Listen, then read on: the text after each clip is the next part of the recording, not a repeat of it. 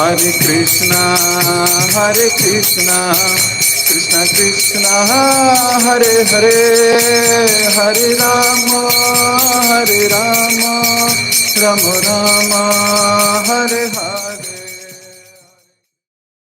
Hare Krishna.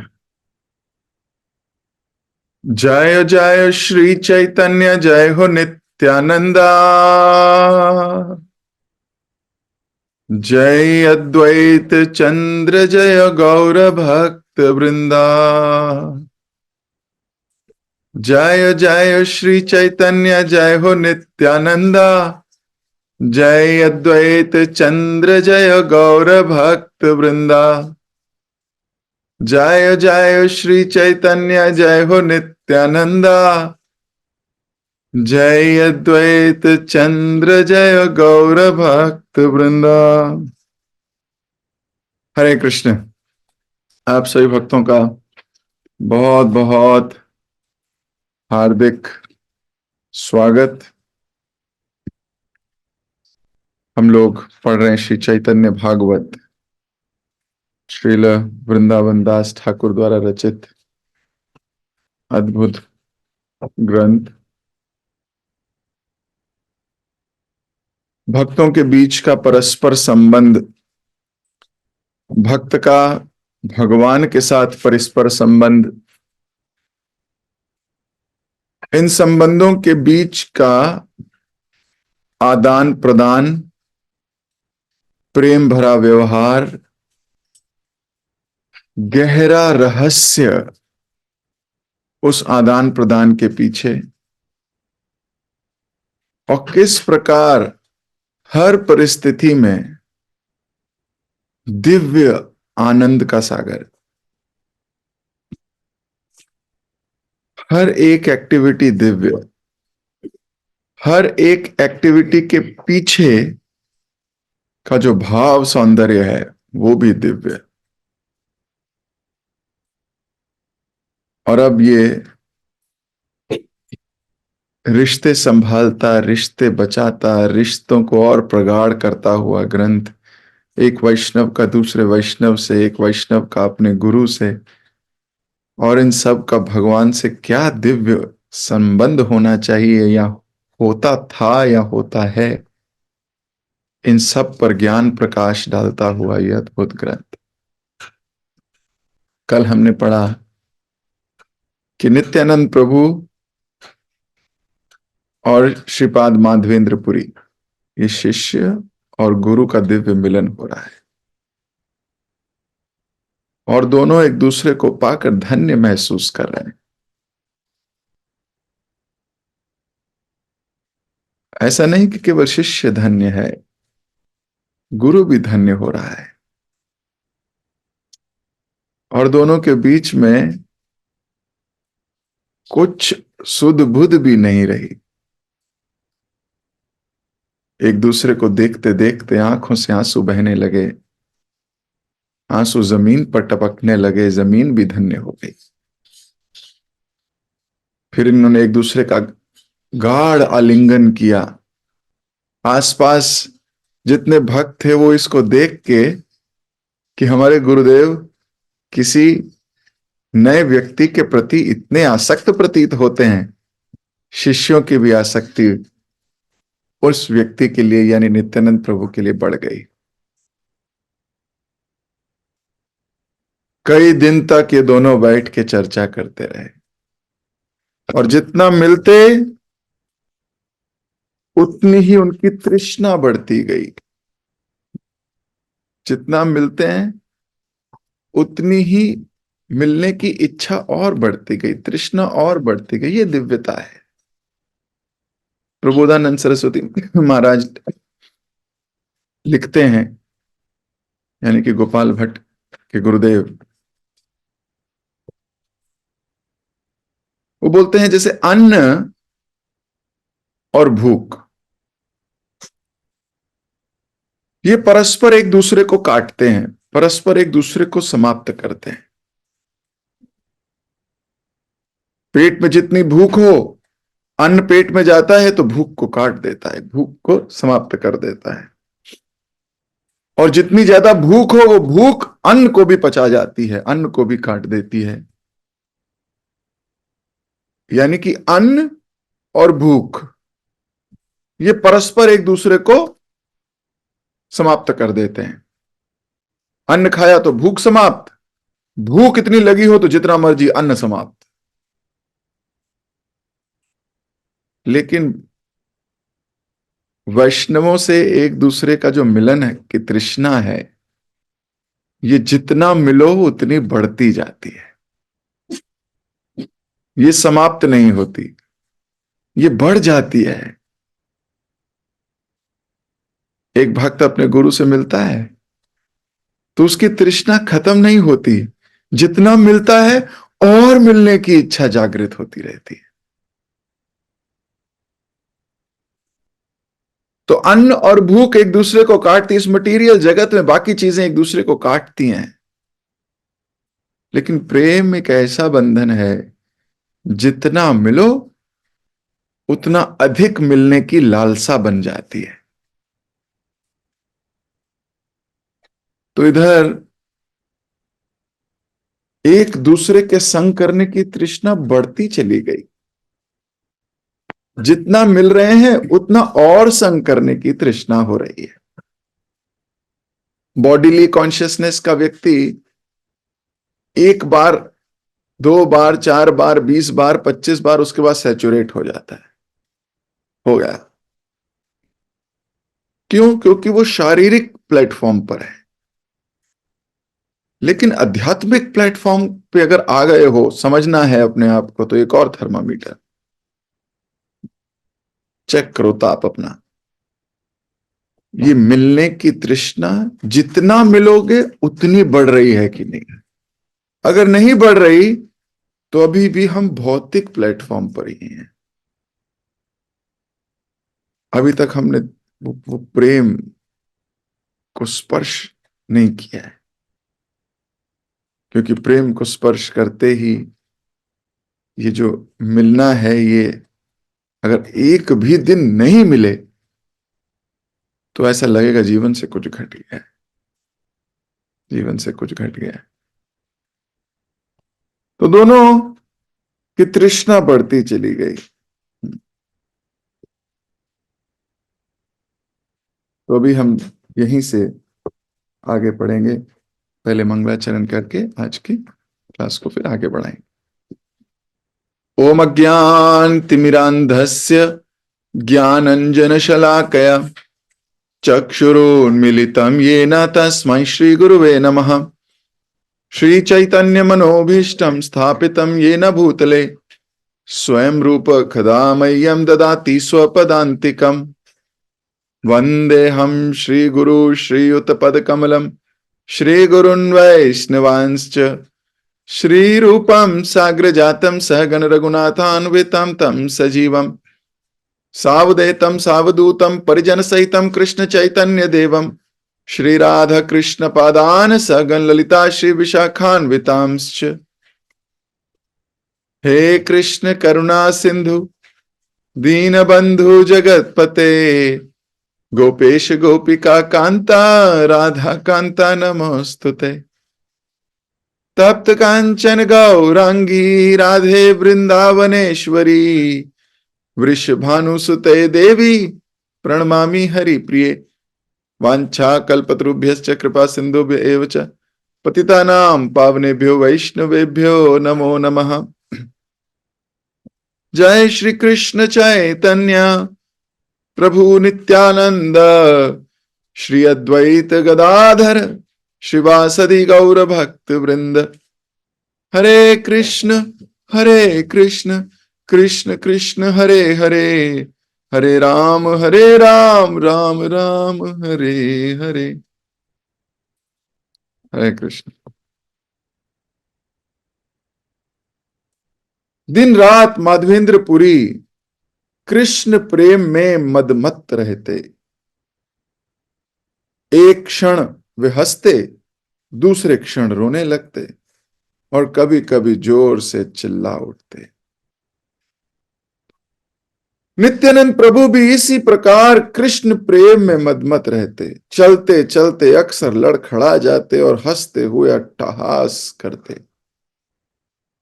शिष्यगण अपने गुरुदेव एवं नित्यानंद प्रभु में कृष्ण प्रेम के अद्भुत लक्षण देखकर विस्मित और निरंतर हरि हरि का उद्घोष करते हुए उन दोनों के आनंद में वृद्धि करने का प्रयास करते। शिष्यगण क्या करते? अपने गुरु और नित्यानंद प्रभु के आनंद को बढ़ाने का प्रयास करते। यहां हमें थोड़ा रुकना चाहिए। किस प्रकार अपने गुरु और गुरु जिससे प्रेम दिखा रहे हैं, कर रहे हैं, उनके आनंद को बढ़ाया जाए। जब एक शिष्य अपने गुरु की प्रसन्नता के लिए कार्य करने लगता है, वो गुरु के लिए बड़ा इंपॉर्टेंट हो जाता है। गुरु का उसके साथ बड़ा दिव्य संबंध स्थापित हो जाता है। इस संसार में अगर कोई व्यक्ति किसी व्यक्ति के लिए कुछ करता है तो वो वैसे ही इंपॉर्टेंट हो जाता है। सही बात है। हम कुछ करें तो बहुत बार लोगों को लगता है फेयरनेस होनी चाहिए, सबके लिए इक्वल होना चाहिए। हाँ, उतना तो होना चाहिए। तो गुरु जब सबके लिए क्लास लेते हैं, या हम देखते हैं शुकदेव गोस्वामी ने 60,000 लोगों को भागवतम सुनाई, तो ऐसा नहीं कि परीक्षित महाराज को अलग सुनाई और बाकी लोगों को अलग सुनाई। सबके लिए फेयर है, सबके लिए इक्वल है, इक्वल चल रहा है। लेकिन जो व्यक्ति तन्मयता से उनकी प्रसन्नता के लिए सेवा कर रहा है, प्रश्न पूछ रहा है, या और किसी माध्यम से सेवा में रत है, उसके साथ विशेष संबंध होना लाजमी है। नहीं तो फेयरनेस नहीं है, नहीं तो फेयरनेस नहीं है। हमारी फेयरनेस की परिभाषाएं पलटी उल्टी हुई है। जो जितना संबंध प्रगाढ़ करने का प्रयास करेगा उसके साथ उतना ही गहरा संबंध होगा। भगवान हम सब के लिए फेयर हैं। हम सबको ऑक्सीजन दे रहे हैं, पानी दे रहे हैं, भोजन दे रहे हैं, सारी आवश्यकताओं को पूरा करने के लिए इस पृथ्वी पर सब कुछ लगा दिया है, फेयर हैं। लेकिन फिर भी गीता में कहते हैं ये यथा माम प्रपद्यते तामस तथैव भजाम्यहम्। जो मेरे साथ जैसा संबंध रखता है मैं उसके साथ वैसे ही आदान प्रदान करता हूं, लेकिन वैसे मैं फेयर हूं। हम ये नहीं कह सकते सबके साथ बराबर का सलूक होना चाहिए, बिल्कुल नहीं होना चाहिए। अगर कोई ऐसा सोचता है तो वो शास्त्र के विरुद्ध बात करता है।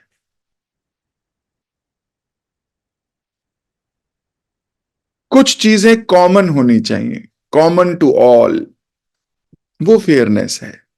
उसके बाद तो आपका अपना संबंध है, नहीं तो सारे ही भगवत धाम चले जाएंगे। फिल्टर कहां है? भगवान ने कहा मैं सबको भोजन अन्न इत्यादि तो दे दूंगा, लेकिन अपने घर उसी को बुलाऊंगा जिसका मेरे साथ घनिष्ठता का संबंध है, जो मेरे साथ अपने इस संबंध को प्रगाढ़ करने के लिए सेवा में रत है।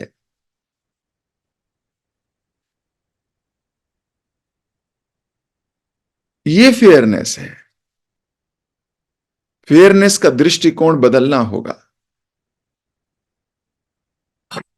जो जितनी ज्यादा सेवा कर रहा है, जितना ज्यादा इन्वॉल्व है, उसको उतना ही ज्यादा समय भी मिलेगा।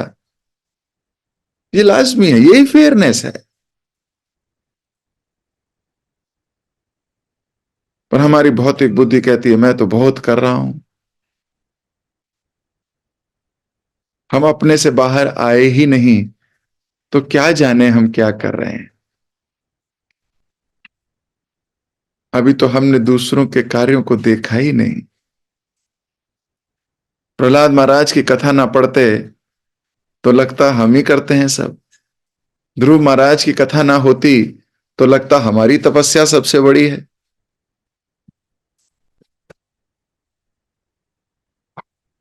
तो जब तक हम अपने से श्रेष्ठ जनों को, उनको दोष दृष्टि नहीं, प्रेम दृष्टि, ज्ञान दृष्टि से देखेंगे तो जानेंगे कि हम तो बहुत फिसड्डी हैं। अभी हम क्या ही संबंध स्थापित कर रहे हैं।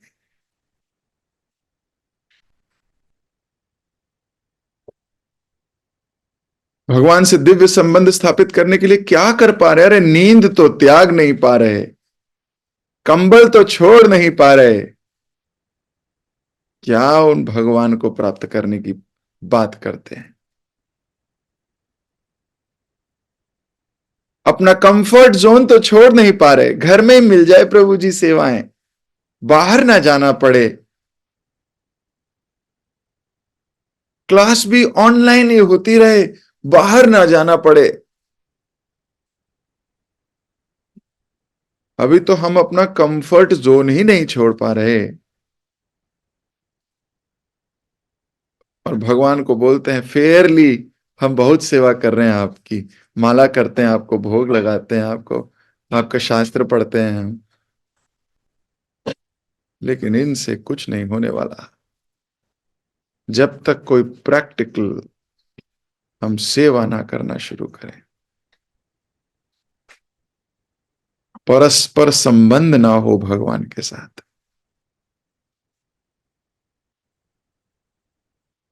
तो इसको सोचना पड़ेगा, इसको समझना पड़ेगा। शिष्य सारे के सारे अपने गुरु और नित्यानंद प्रभु की प्रसन्नता के लिए, अब वो मेडिटेट किया होगा ना उन्होंने, पहले पहले मेडिटेट किया, अच्छा इनको ये हरि हरि भगवान का नाम लेते हैं अगर तो इनको बड़ी प्रसन्नता होती है, तो इन दोनों की प्रसन्नता के लिए हमें भगवान मिलेंगे इसके लिए नहीं, गुरु की प्रसन्नता के लिए क्या करने लगे? हरि हरि हरि हरि भगवान का उद्घोष करने लगे। और जब इन दोनों के परस्पर संबंध को देखते तो उनका आनंद कैसे बढ़ाया जाए उस पर मेडिटेट करने लगते।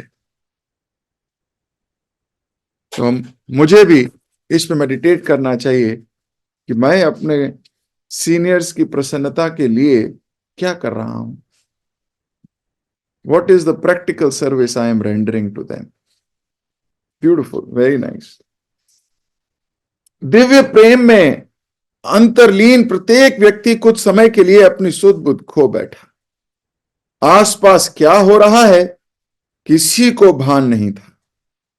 कब दिन रात हो जाती और कब रात दिन हो जाता किसी को पता ही नहीं था। सोचिए कितने एब्जॉर्ब्ड हैं। क्या हमारे जीवन में ऐसा कभी कोई दिन आया कि हमें पता ही नहीं लगा हो कि वो रात हो गई है या दिन हो गया है?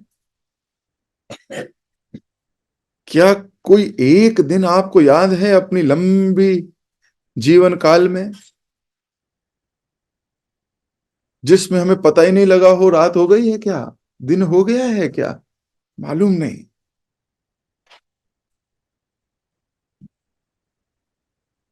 माधवेंद्र पुरी नित्यानंद प्रभु से इतना आसक्त हो गए कि उनका संग त्यागने की कल्पना तक नहीं कर सकते थे।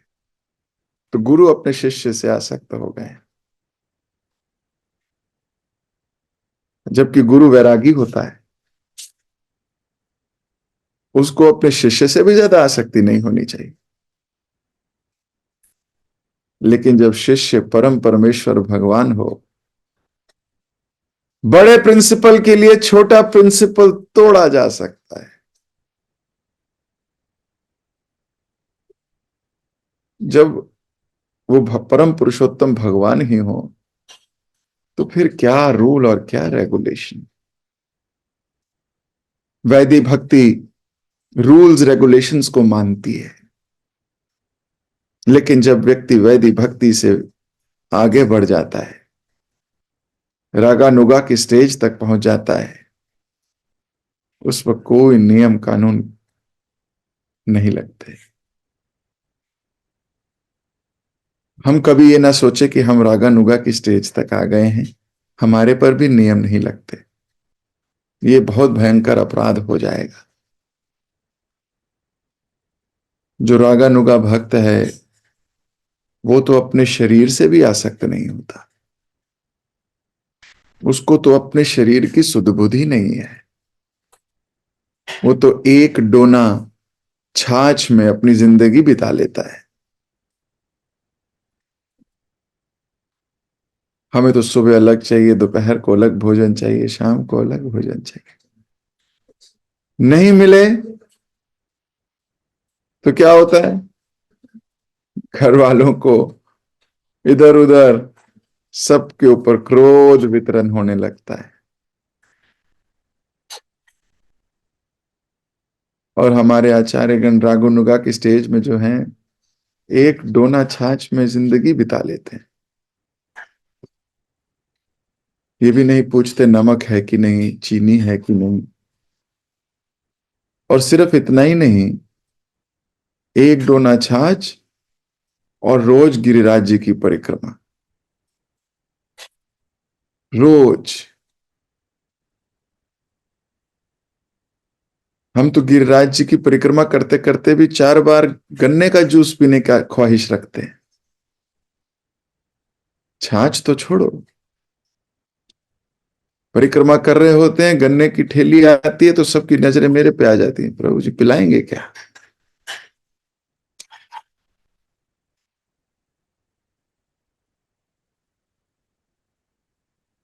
हमारे आचार्यगण तो रागानुगा की स्टेज से भी आगे निकल गए समझिए।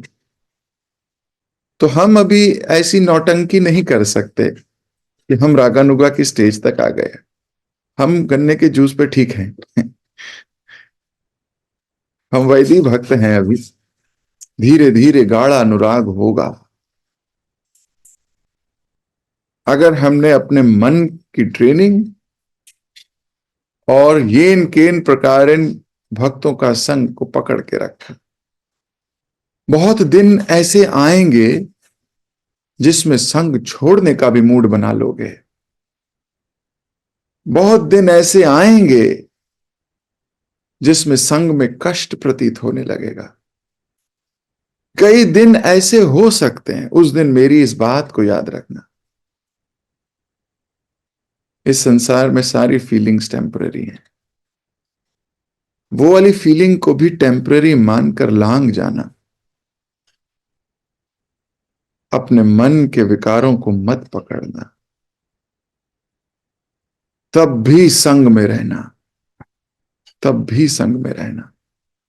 और वैष्णव अपराधों से बचना। ऐसी परिस्थिति में वैष्णव अपराध होते हैं, और जब अपराध होते हैं तो भगवान लात मार के बाहर निकाल देते।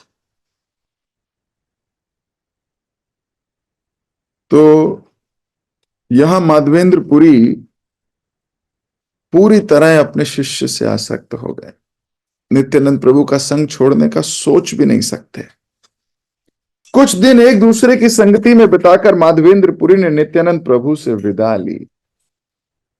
लेकिन थोड़े दिनों के बाद,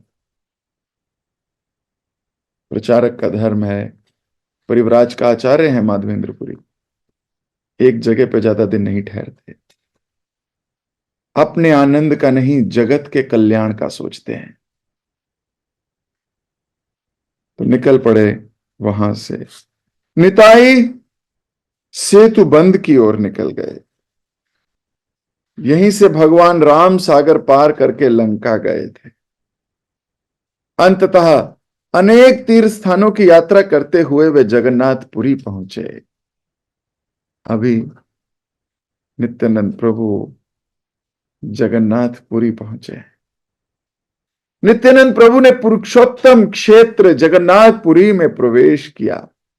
मंदिर के ऊपर फहराती ध्वजा देखकर वह मानो आनंद भरी समाधि में प्रविष्ट हो गए। द्वारिकाधीश रूप में जगन्नाथ भगवान का दर्शन करके वे भूमि पर अचेत गिर पड़े। चेतना लौटने पर नित्यानंद प्रभु के शरीर में कंपन, शरीर का रंग फीका पड़ना, क्रंदन, गर्जन जैसे लक्षण प्रकट होने लगे। और वह पुनः पछाड़ खाकर गिर पड़े। तो अभी तो ध्वज देखा है, मंदिर का ध्वज देखकर मूर्छित होकर गिर गए। कितनी अटैचमेंट रही होगी जगन्नाथ जी से। और स्वयं विराजमान है बलराम के रूप में उसी मंदिर में नित्यानंद प्रभु। स्वयं विराजमान है। लेकिन जगन्नाथ जी के ध्वज पताका देखकर अपने हृदय के आनंद को रोक नहीं पा रहे, समेट नहीं पा रहे। और ये आनंद इतना बढ़ गया कि मूर्छित होके वो दिव्य शरीर मूर्छित होकर गिर गया। कई बार जब आनंद इतना बढ़ जाता है, इंसान अपनी सुध-बुध खो देता है।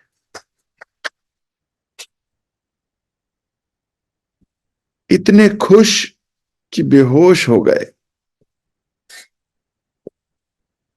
देखो, दुख में, किसी के लॉस में इंसान को रोते रोते बेहोश होते देखा है।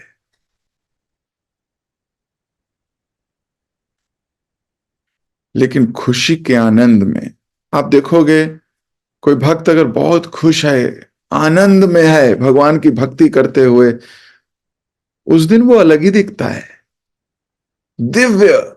आज नित्यानंद प्रभु अलग ही दिख रहे हैं। ये कैसा रूप है? इतने आनंद में है कि चेहरा कभी फीका हो गया है, कभी एकदम खिल रहा है।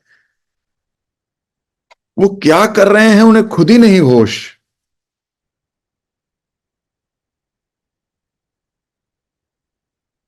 ऐसा तो पहले कभी नहीं देखा। वो दिव्यता की स्टेज है।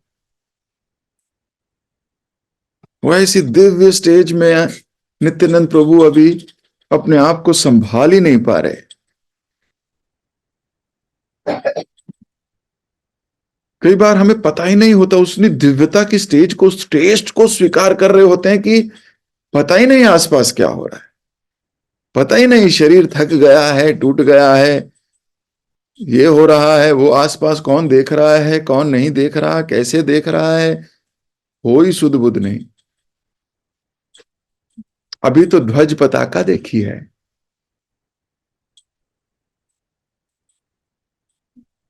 वैष्णवजन जब भी जगन्नाथपुरी पुरुषोत्तम क्षेत्र में प्रवेश करते हैं, जहां भी वो ध्वज देखते हैं वहीं प्रणाम करते हैं।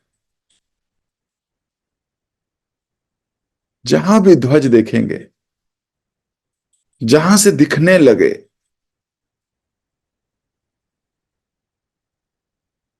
पुरुषोत्तम क्षेत्र है, हर चीज दिव्य। तो अभी झंडा ही देखा है, ध्वज पताका ही देखी है, लेकिन वो ध्वज पताका भी भगवान से कम नहीं है। भगवान का स्मरण कराने में उतनी ही पोटेंट है, उतनी ही प्रभावशील है, उतनी ही ताकतवर है जितने भगवान स्वयं। साधारण चीज नहीं है। भगवान को स्पर्श करती हुई कोई भी चीज साधारण नहीं हो सकती। भगवान का स्मरण करता हुआ व्यक्ति जब दिव्य हो जाता है, केवल स्मरण मात्रेन, स्मरण करने वाला व्यक्ति ही जब दिव्य हो जाता है, तो जिसने प्रैक्टिकली उनको छुआ हुआ है, उनको ठहराया हुआ है, उनका आलिंगन किया हुआ है, उस व्यक्ति का, उस ध्वज का, उस पताका का क्या कहा जाए। हर वक्त मंदिर के प्रांगण की सर्वोच्च, सर्वश्रेष्ठ, सबसे ज्यादा हाइट पे लगा हुआ है भगवान के मुकुट शिरोमणि हैं ध्वज पताका। भगवान से अलग नहीं है। नित्यानंद प्रभु ने आचरण प्रस्तुत किया, ध्वज पताका को देख के ही प्रणाम किया। और फिर कभी खड़े हो रहे हैं, फिर इतना हृदय में आनंद आ रहा है, फिर बेहोश हो रहे हैं।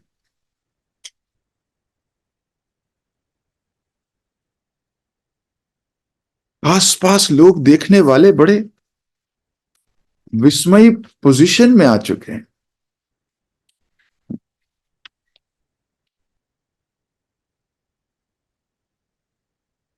अनेक दिन जगन्नाथपुरी में रहने के बाद नित्यानंद प्रभु गंगा सागर गए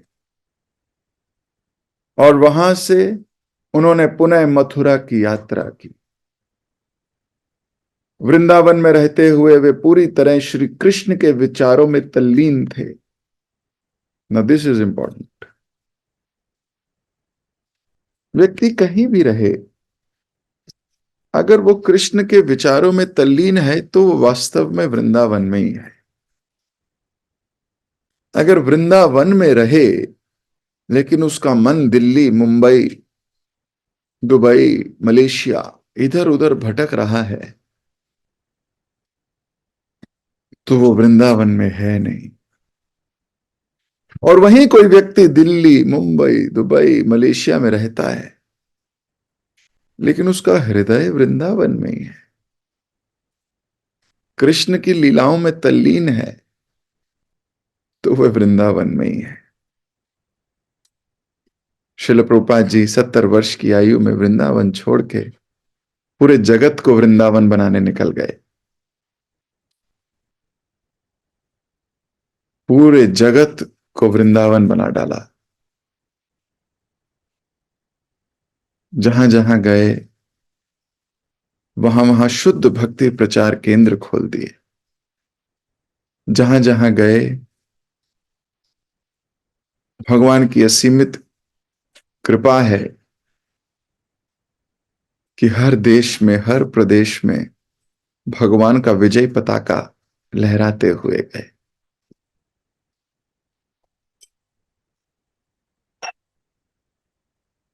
तो नित्यानंद प्रभु वृंदावन में हैं और कृष्ण लीला में डूब गए हैं। हर वक्त उन्हीं की लीला का चिंतन, उन्हीं की लीला का स्मरण। और सोचिए कोई और हृदय में बात भी नहीं आती। हम संसारिक लोगों के हृदय में क्या क्या चलता है। ऑफिस का काम चलता है, घर की परिस्थिति चलती है, रिश्तेदारों के लिए प्रेम या रिश्तेदारों के प्रति ईर्ष्या, रिश्तेदारों के प्रति बहुत कुछ चलता रहता है। हर समय हमने हृदय में कितने लोगों को जगह दी हुई है। कुछ अच्छे हैं, कुछ बुरे हैं। और क्योंकि इतने सारे लोगों को जगह दी हुई है, इतने सारे विभिन्न विभिन्न रसों के लोग हैं, अलग अलग गुणों से अपलावित, कोई रजोगुण का है, कोई तमोगुण का है, कोई सतोगुण का है। कितने सारे संबंध, कितने सारे संबंधों के प्रति रस, कितने सारे संबंधों के प्रति आदान प्रदान, कितनी सारी जिम्मेदारियां, कितना कुछ घूमता है। और वहां कृष्ण कथा कहीं कोने में बैठ जाती है। कृष्ण भक्त को भी थोड़ी सी जगह कोने में दी है, कभी कभी जागती है। पर नित्यानंद प्रभु के विषय में क्या कहा जाए। हर रस में वो कृष्ण भक्ति का स्वादन करते हैं। हृदय में केवल कृष्ण भक्ति की लालसा, कृष्ण भक्ति की चेतना, कृष्ण भक्ति की अग्नि प्रज्वलित है। और जितना संग करते हैं उतना ही बढ़ती जाती है। जितना श्रवण करते हैं और श्रवण करने की इच्छा बढ़ती जाती है। जितना मिलन होता है और मिलने की जो भावना है वो बढ़ती चली जाती है। क्या दिव्यता है। इसी दिव्यता का रसास्वादन करते हुए अभी मैं अपनी वाणी को विराम दूंगा। हम तो सिर्फ महसूस कर सकते हैं कि उस वक्त क्या चल रहा होगा महाप्रभु और नित्यानंद प्रभु की लीला में। जो वास्तविक अनुभव कर रहे होंगे वो तो कैसा अनुभव कर रहे होंगे, हम तो अनुमान भी नहीं लगा सकते। इन्हीं शब्दों के साथ मैं अपनी वाणी को विराम दूंगा। जगत गुरु श्रील प्रभुपाद जी की जय, श्री चैतन्य भागवत की जय, श्रील वृंदावन दास ठाकुर की जय, आप सभी भक्तों की जय।